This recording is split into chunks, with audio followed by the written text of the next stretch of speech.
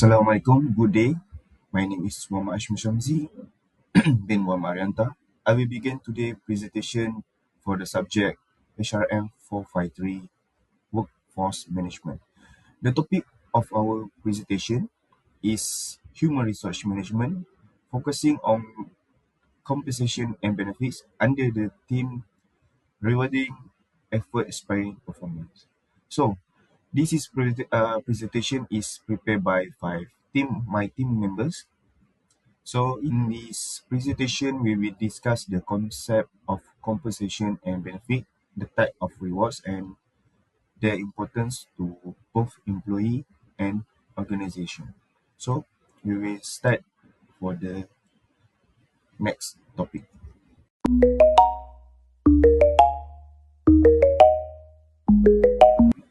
Okay, now I would like to explain what is human resource management. So, human resource management or HRM is the function responsible for managing people within an organization. It focuses on employee development, performance, motivation, and overall well-being. HRM also ensures that the workforce is productive, engaged, and aligned with the organization goals by managing employee factor effectively. And also, HRM helps organization achieve long-term success. Okay, now I will move on to our main topic, which is compensation and benefits. So, compensation refers to the financial rewards that employees receive in exchange for their work, such as salary, wage, bonus, and incentive. On the other hand, benefits are non-financial rewards provided by the organization. These include leave entitlements, insurance, medical coverage, retirement plans, and flexible work arrangement. So, compensation and benefit are key components of human resource management as they play an important role in managing employee satisfaction, motivation, and performance. Next, I will explain why compensation and benefits are important. When employees receive fair and competitive rewards, they feel more valued, engaged, and motivated to perform well. This increased motivation leads to higher productivity, which contributes to better overall business results. In addition, attractive compensation and benefit help to enhance employer branding and the organization reputation, making it easier to attract and retain talented employees. Lastly, a well-designed reward system can reduce employee turnover and lower requirement and training costs, benefiting the organization in the long run.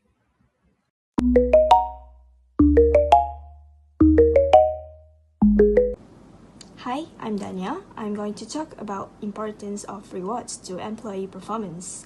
Rewards are important because they play a significant role in influencing employees' performance. When employees receive rewards, they feel appreciated, valued, and recognized for their contributions. So this sense of appreciation increases their motivation and job satisfaction, which encourage them to put in more effort and perform better in their roles. As a result, motivated employees tend to be more productive and committed to their work. So next, impact of rewards on organizations. From an organizational perspective, rewards help reduce employee turnover. Employees are more likely to remain in an organization that acknowledges their hard work and provides fair rewards. A good reward system also helps attract and retain talented employees, as skilled workers usually prefer organizations that value performance and employee well-being. So this creates a positive work environment and contributes to a more stable and high-performing workforce. To link rewards with motivation theories, we can look at Maslow's hierarchy of needs and Hasberg's two-factor theory. According to Maslow's hierarchy of needs, reward help fulfill employee safety needs such as salary and job security, which make employees feel stable and secure at work. So rewards also fulfill esteem needs through recognition and appreciation, where employees feel respected and valued for their contributions. Meanwhile, Hasbert's two factors theory explain that salary and benefits are hygiene factors that help prevent dissatisfaction among employees. On the other hand, motivators such as recognition and achievement help increase job satisfaction and encourage employees to perform better in their roles. In conclusion, a well-designed reward system plays an important role in achieving organizational goals. It motivates employees, improve their performance, and increase loyalty towards the organization. When employees feel motivated and appreciated, they are more committed and willing to contribute their best effort. So, therefore, an effective reward system supports the group objective by creating motivated, high-performing, and loyal employees.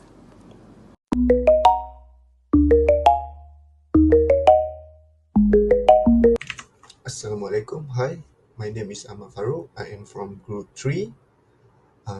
My student ID is 2024844124, and I will be explaining the part on monetary rewards under compensation and benefits. So,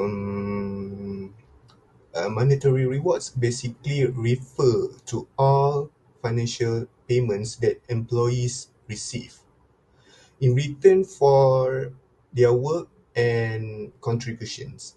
These are the things like the basic salary, bonuses, allowances, and even overtime pay. The first one is, of course, basic salary. This is the fixed monthly amount employees get based on their job grade. Then we also have performance bonuses, which are rewards given when employees meet or exceed the company's target. Next is allowances. For example, transports allowances, housing allowance, meal allowance. All these help to support employees' daily expenses. And lastly, there's overtime pay, which compensates employees for extra hours they work beyond their normal schedule. For a real example, I will use TNB as Tenaga Nasional Berhad. TNB offers annual performance bonuses that depend on the company's overall results. So when TNB performs well, employees receive higher bonuses. This really helps and motivates staff to push harder towards the company's goals. TMB also provides various allowances and merit-based salary increments, meaning that if you perform well consistently, you can get a raise based on your achievements. These practices show that the MB values and rewards effort through financial benefits.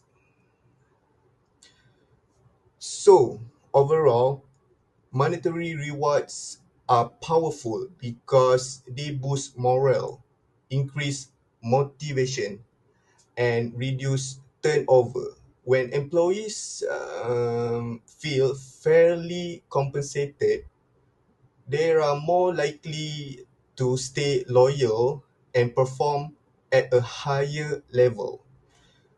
All right, I guess that's all from me. So we have talked about the financial side of rewards, but compensation isn't only about money. For the next part, I will pass it over to my group mate, Atiqah, who will explain the non-mandatory rewards such as recognition, career growth, and work-life balance. Um, okay, thanks. Assalamualaikum.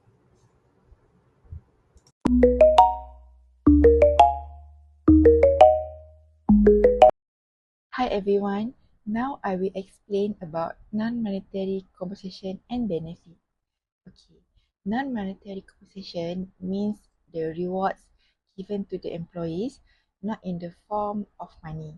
For example, career development, work-life balance, recognition, job security, and a positive working environment.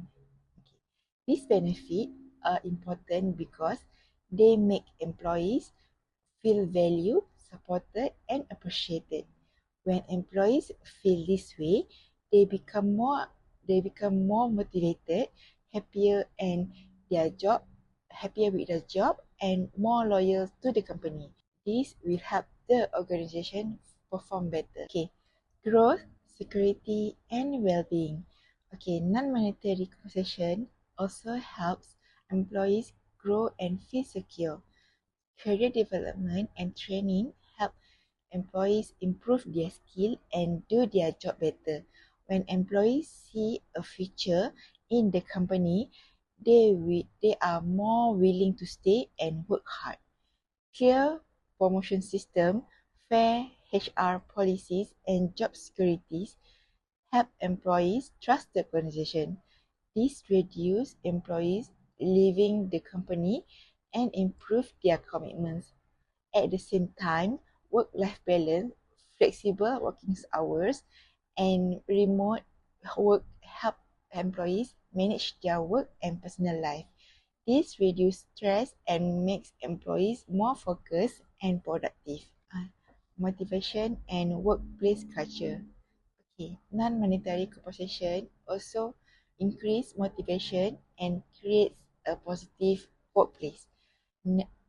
Recognition and appreciation makes employees feel proud of their work, and when employees receive prize or awards, they feel encouraged to continue performing well. Okay, and then supportive leadership and teamwork.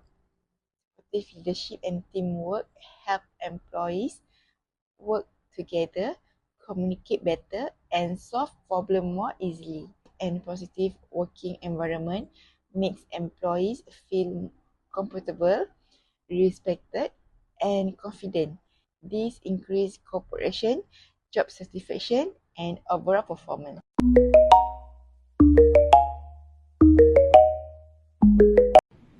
Hi, my name is Siti Fazlina binti Ahmad. So today I'm the one that actually do the closing for our presentation today, which is compensation and benefits. So what is actually effective team roles?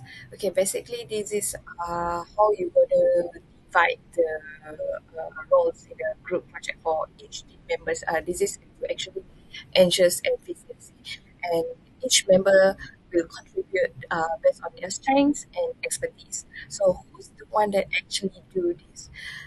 The one that actually do this is a leader. Leader is actually the one that has to guide and coordinate the team so that the team's members will have the same goal and align to it. And then another key point how to make out of these effective team roles is organizer. They'll have to manage deadlines and schedules in order to meet the project deadlines. And also researcher. Researcher is actually gathers relevant information so that the teams actually not run away from the not run away from the goal itself. And then the last one, the presenter. The presenter is actually the one that's the give us the final presentation. It's to make sure that the goal is aligned. Okay, to the next slide we go. Okay, in order to have actually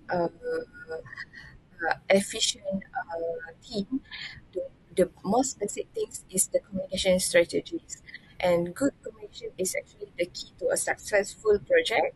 And then nowadays, everyone that has to use a computer, everyone has a phone, everyone has a social media, everyone has the access towards internet. So by using these digital tools, they actually can have the meetings whenever and wherever they are. The reason why that they has to do this regular meetings is actually to help the team to stay aligned with their goals and productive. Okay, that's on our slide before. It is not just a good communication that actually makes a great team, but one of it, we have to meet the deadline. We have to meet the timeline. So in order to do that, we have to have this time management. And then managing time is very efficiently is crucial for group project. And this is a setting clear deadlines and following a structured timeline to prevent unnecessary stress, which is there's a lot of things that being done last minute, and then there's no enough time to actually review. Yeah, and I just mentioned just now, it's actually to create a timeline to meet the deadline. And then when we have this create a timeline with milestones, so basically on certain weeks or certain days, they will know, okay, I have reached to reach this certain task on this timeline. And then the next one, we will know what to do. Okay, this one and this one to actually meeting the project deadline. So when we assign these deadlines for each task, this is actually to keep ourselves track and to prevent the procrastination. Okay, the conclusion and final tips.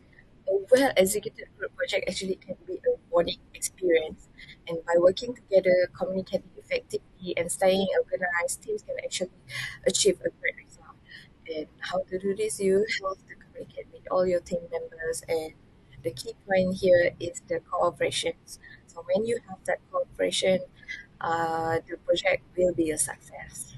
Thank you.